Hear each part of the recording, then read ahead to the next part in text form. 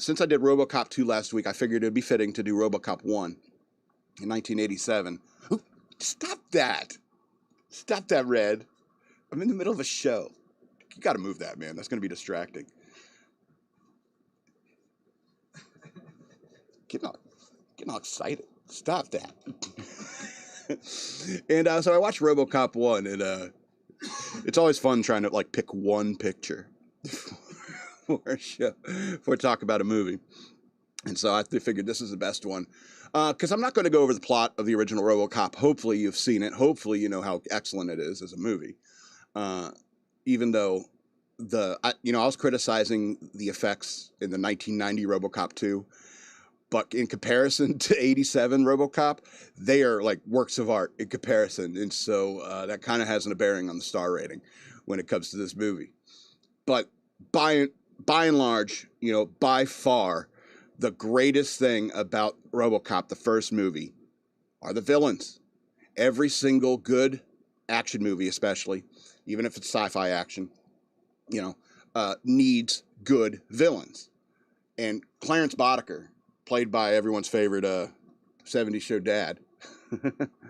Forget his name. But he's an excellent villain. A really excellent villain. Plus he has his crew, and they are excellent villains as well. I like Joe. He's the black guy. I think his name is Joe. He's the black guy. He's the guy that caught Lewis napping. Mind if I zip this up?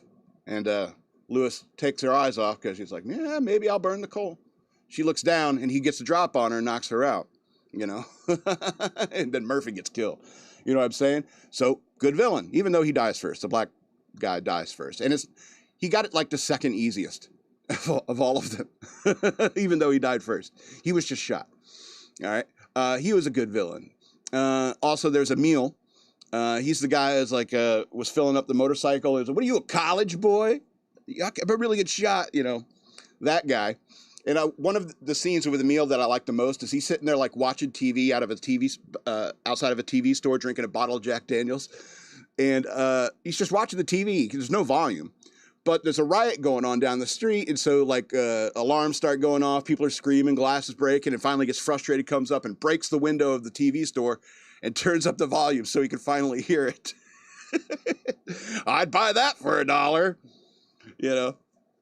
And I like that character, and I think he got it the worst, as villain. And that's what's great about the villains in this movie is that they get sometimes a couple of them are really satisfying deaths. And poor Emil, he got coated in chemicals, and just his skin started dripping off him. Help me! Get away from me! And then his boss runs over him in a car, putting him out of his misery. I guess that's I don't know, job perk, I suppose, working for sociopaths, And Clarence, of course, he catches the one, the computer jack to the jugular, stuff that's censored on the, the free to watch stuff like that. Even the rape scene where Robocop saves that woman from rape, that's edited out of some movies. And why? Anyway.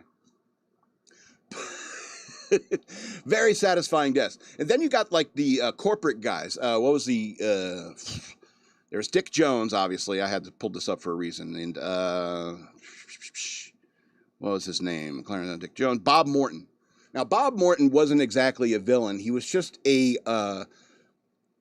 greedy 80s corporate asshole, that you found, all over the place. He just wanted to be successful so he can do cocaine and bang hookers. But he crossed Dick Jones, and Dick Jones sends Clarence Boddicker to blow him up.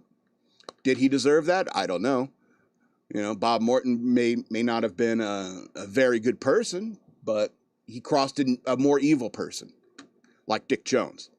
And Dick Jones is awful, even with his long arms when he fell at the end. Sorry for all the spoilers. But a satisfying death for a villain is incredibly cathartic when you watch a movie, especially one like Robocop. All right, and having excellent villains, like the conversation between Clarence Boddicker and Dick Jones, where he's like, you spilled your guts to that Robocop, and he goes, look at my face, Dick.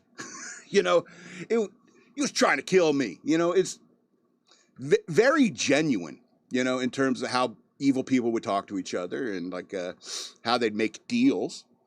You know, even when Clarence Bonaker's making the deal with that Italian guy, and he calls him a racial slur, he goes, blow this cocksucker's head off right now. It's so good stuff. Good villains. Robocop, you have to have seen it. And if you haven't, what's wrong with you? That's 10 of 13 stars, Robocop. Your move, creep.